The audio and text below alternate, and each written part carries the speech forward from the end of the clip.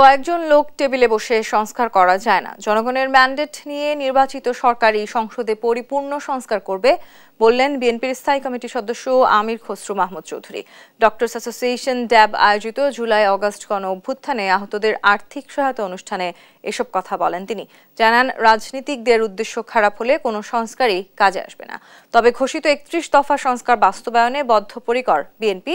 আওয়ামী লীগ দেশকে ধ্বংস করার পরও যে দাঁড়িয়ে আছে তা জিয়াউর রহমানের সার্বিক সংস্কারের ফসল।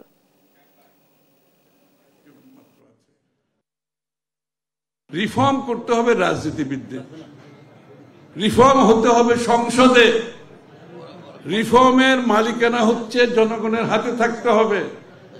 আমরা কিছু লোক বসে এখানে কিছু রিফর্ম করে ফেলবো আর বাংলাদেশ 50 বছর এভাবে চলবে, এর থেকে ভুল ধারণার কিছু হতে পারে।